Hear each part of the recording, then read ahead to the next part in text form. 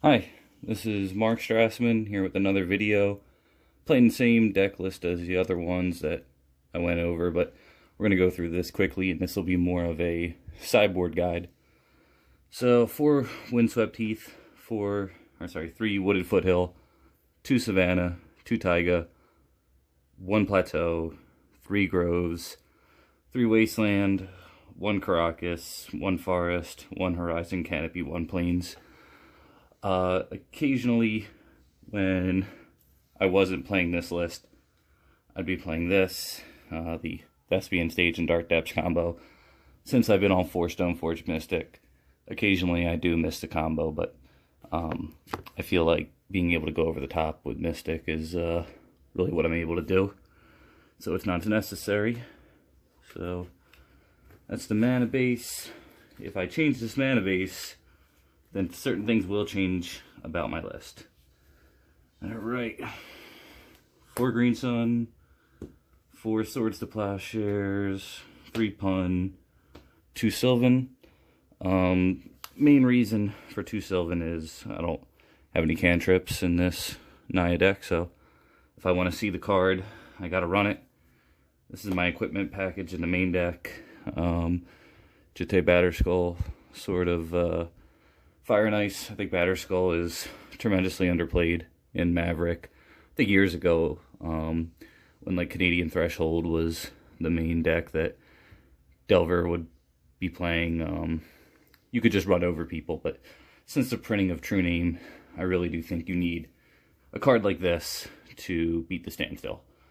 You could remove True Name theoretically, but every card that removed True Name costs about 3 mana. There's some 2 mana options that you could play, but you're better off just playing something better, like an equipment, in my opinion. But that's not really the purpose of this video. It's going to be more of a sideboard guide. Those are the spells for night. These here, Noble, the Mystics, Moms, and a bunch of stupid one-ofs. Okay, so I've seen people talk about 4 or 5 mana dorks. I just don't have room for the 5th. I think it's a cool idea. If Delver and Wasteland were all over, then I could really see bumping up. This list plays Birds of Paradise. For the sake of this video, I'm not really going to get into that. Always play 4 Mom. Even if you play the Safekeeper, still play 4 Mom, and probably ought not to play Safekeeper, in my opinion. So there's the 75 or the 60. Then we're going to go talk about the sideboard, and then we're going to go talk about why creating a sideboard guide is so kind of difficult. You can have kind of a guide, I guess, but once you change one card, which is what I'm going to get into later, it throws everything off. And that's why I think, just like mathematics, you kind of have to know how to do math. You can't just go around asking people, hey, you know, what's 7 times 6 and all that. Like, you have to be able to do this for yourself. But I do think it's good to consult with other people. But once you change one card, it really does throw things off, and that's really going to be one of the main focuses on this video. So I'm playing the exact same 75 that I was in a tournament, Quest for Power, Black Lotus, where I top 8'd. In another tournament, I changed things up a bit. I didn't really love this sort of Light and Shadow card, and wound up playing Palace Jailer, which was neat, but I didn't play it in the main, and thought it was just kind of a little underwhelming, or not underwhelming, risky, high volatility, and great when it's great, terrible when it's terrible, and if it works for you, it works for you, but it's not going to be in my deck anytime soon, I don't think.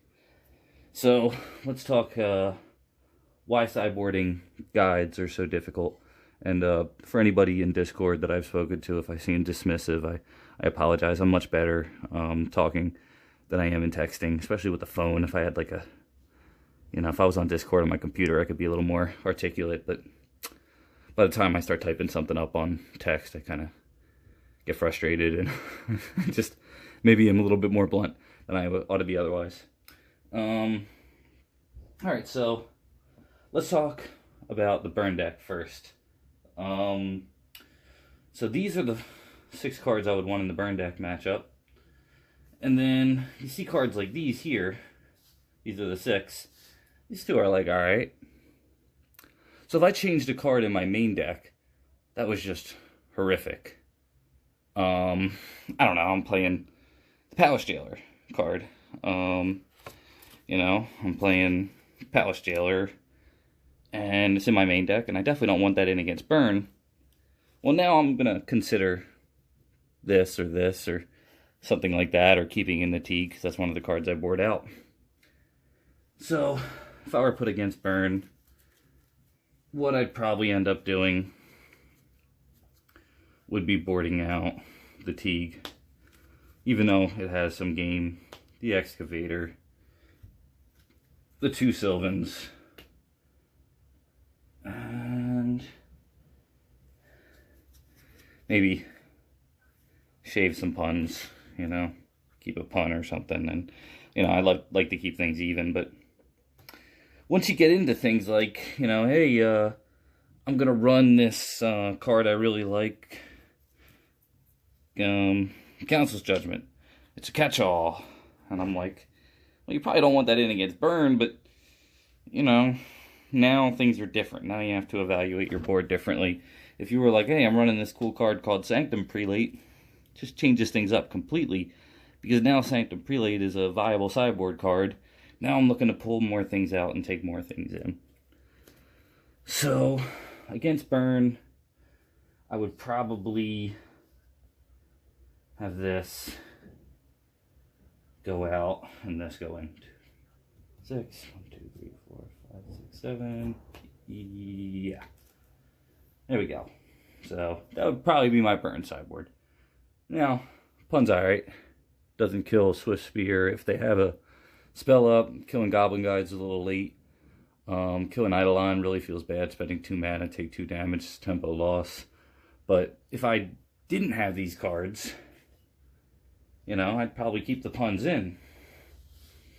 And be like, man, these cards are pretty bad, and at least pun kills some creatures. It has some game. So, that's why the guide is so difficult. And I'm going to try to be as helpful as I can to those who are requesting somewhat of a guide out of me. But I just want to say why I feel like it's so difficult as I go through this, and hopefully not hammer that point in too much to, you know, to a point where it's just redundant. Okay. Death and Taxes. So against Death and Taxes, I really like these 3 cards. Again, if you said to me, hey, in my board I got this cool Council's Judgment, it's like, yeah, bring that in, man. It's probably better than something else, but I'm not running that now. If you do run something like Council's Judgment over, let's just say, KOA, then yeah, definitely bring it in against that deck. But against burn, you're probably not going to want that. So it just changes things just tremendously. So that's kind of why I'm saying, just like math, you really have to learn this yourself.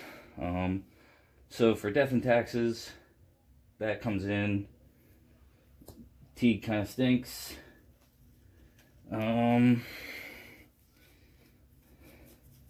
Then Ooze would be the next one. And then I board out Batterskull. And it's not because Batterskull's like bad. Really, it's not great, but you know, I'd rather have the Sword of Light and Shadow. That's why I run it. Pro white. So, you know, if you didn't run this sword, things would change. You know, what would you rather have?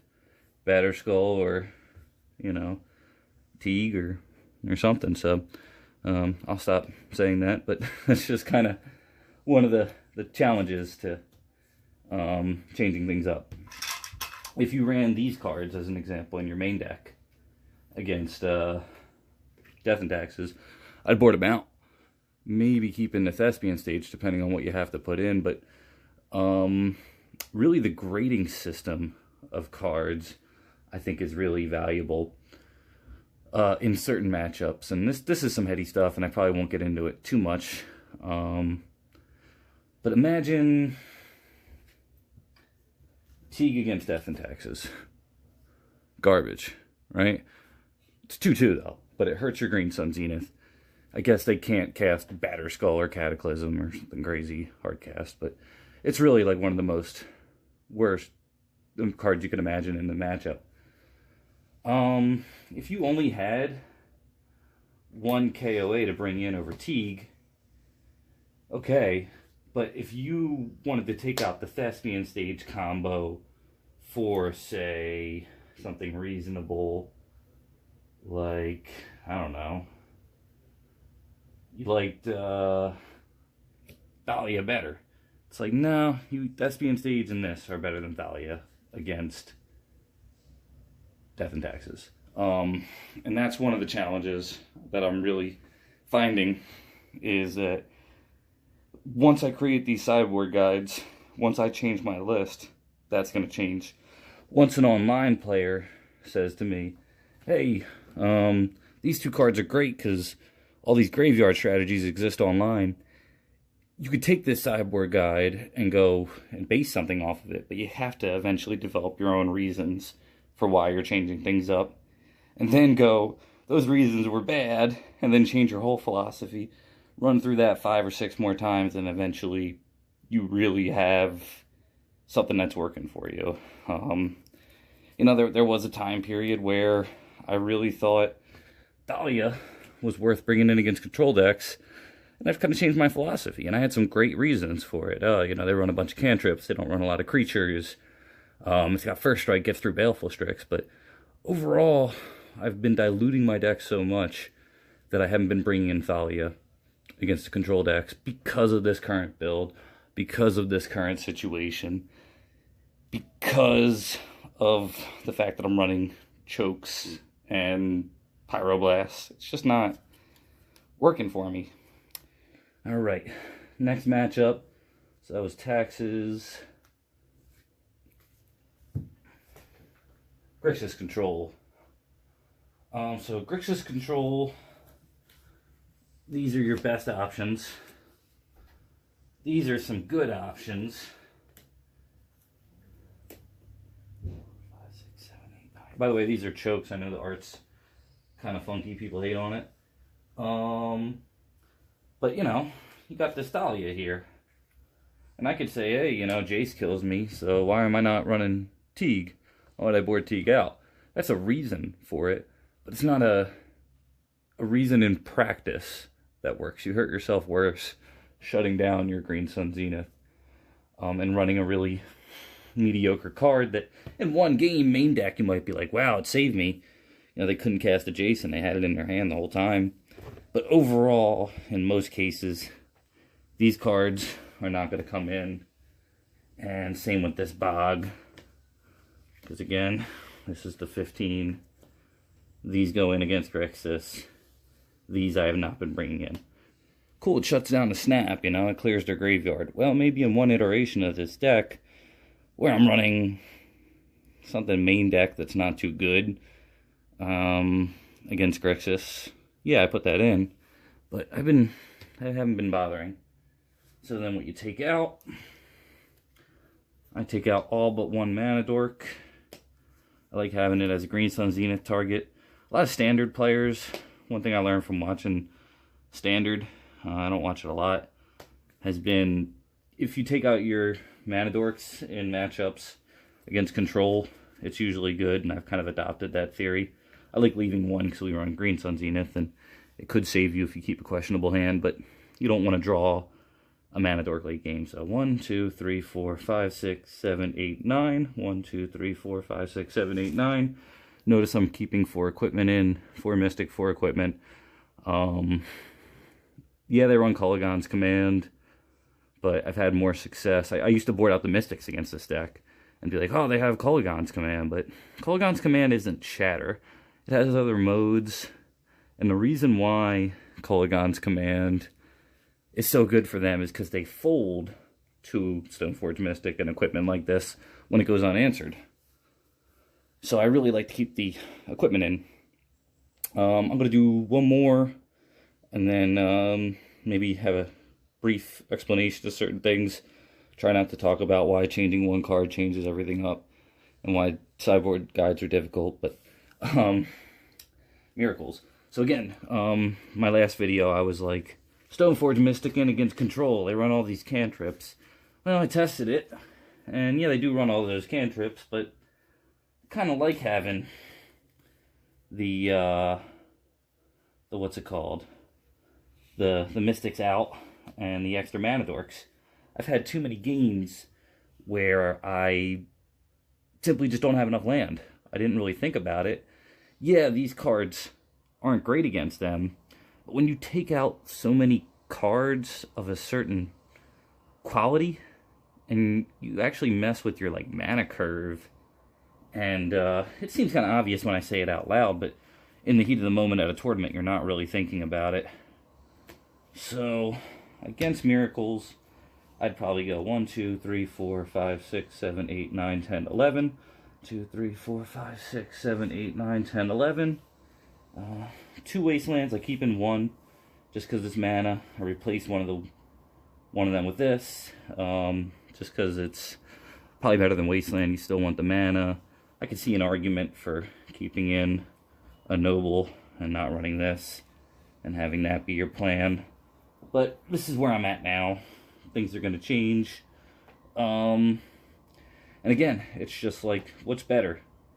Your Bog, which is like a 5, or your Noble, which is like a 5. I don't know. We got to just play it and see how it goes, and try one thing or the other, and see what you like better. But when it comes down to like these 2 cards, what's better against miracles? They're both kind of like equally not too great. It's more of like playtesting and stuff. Same with like, say, Scrib Ranger and this, you know? What's better? I don't really know. I think Noble's probably better than Scrib Ranger. I think this might be about equal. I don't know. And then Thalia, same kind of situation. It's like, is Thalia really better than Noble? Well, sometimes. So, last thing I'll say on that is, I've been considering shaving a pun, keeping 2 pun main, and then maybe just keeping the mana dorks or something like that, and then, you know, not boarding in this or something, and that being my plan. Last thing I'll say on that, when I was talking about, you know, both cards are a 5, this card's like about like a 9, and this card's like a 2. So like this is like obvious. But when it gets down a little bit lower, and we're talking about what's better, Bog or Birds, just got to play it. Just got to get out there, get your hands dirty, figure out what you like. And I guess going forward, I see a lot of people still talking about this card, occasionally this card, occasionally this card, these cards,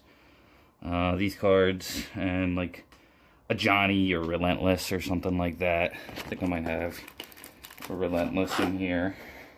Let's see. Yeah, Safekeeper, why not? Throw that in there. I don't know, run that thing. I'm running 4 Mystics, Elspeth. Got all these like options, and some of them are just really cool against certain decks and certain times. You know, but yeah, I was running that for a little bit. But yeah, I'll just try to drive this last point home, and then I'll say some final things, and I'll be it. These cards here are all cool. Yeah, you know, you got this Catch-All. It's a 3 mana 1-for-1 though. Is that really the sideboard card you want? Spend 3 mana, remove 1 permanent. That's what Miracles wants. They can snap it back. They win by going 1-for-1, 1-for-1, 1-for-1. Gets to turn 200 or whatever, and they just kill you. they have the control deck. We're not that kind of deck. Cool card, maybe it'll be good for you, but I don't want a 3 mana 1/1. 2 white, 3 mana. Maybe if you ran 5 dorks and had like a metagame where that card's just the blowout, go for it. Not for me. Are you ever gonna be happier with these over choke? Maybe loam is the aggro loam is the only deck that you would really want walkers that's not blue. Play the choke.